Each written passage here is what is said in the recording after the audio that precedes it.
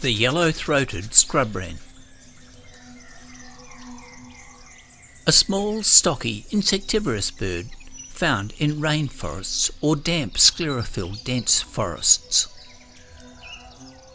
The yellow-throated scrubwren has a mask, and like most of the scrubwrens, there is sexual dimorphism.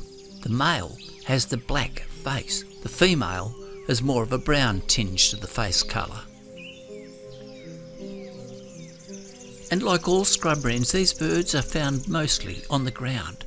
They are very dependent on finding insects in the litter. The genera Sericornis and Neosericornis belong to the family Acanthozidae, and all Acanthozidae have a croaking sound when they call, like this female yellow-throated. In 1838, John Gould, a Fellow of the Royal Society, arrived in Tasmania, and after studying the birds in Tasmania, he moved up to New South Wales into the Hunter Valley, studying the birds and collecting specimens. He described the scrubwrens, naming 4 species, and the genera name that he used to describe the scrubwrens was Sericornis, from the Greek seriko for silken and ornis for bird. Today we have 6 scrubwrens, and the common name scrubwren comes from the habitat that these birds occupy. It is not the canopy, but the shrubs underneath the canopy. They are very close to being a terrestrial bird. The species name is Citrogalaris. Citro, once again from the Greek for yellow, and galaris for the throat.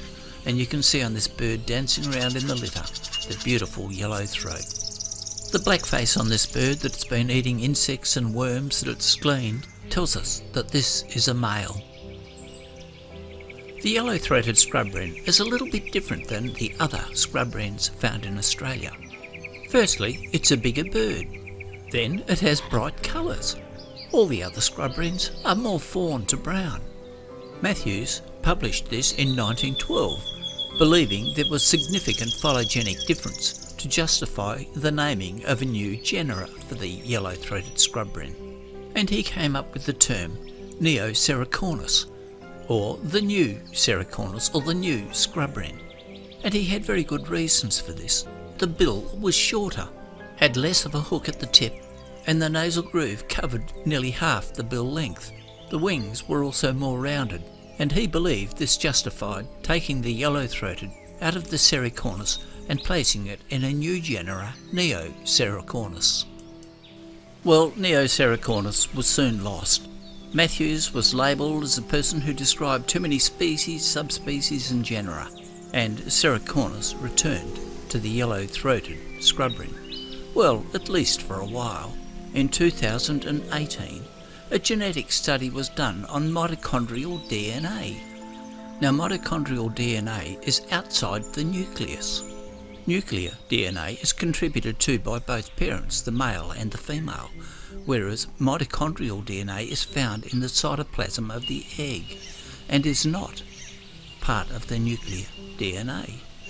So, mitochondrial DNA is transferred from one female to the offspring, but then the male will only transfer nuclear DNA, whereas the cytoplasmic DNA from the egg will be continued on through all the female progeny.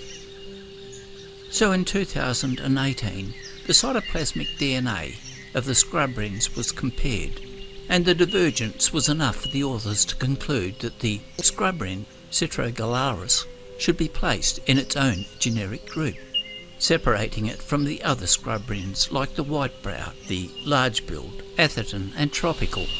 And so, acknowledging Matthews' enormous contribution to ornithology in Australia, the term Neosericornis has been resurrected.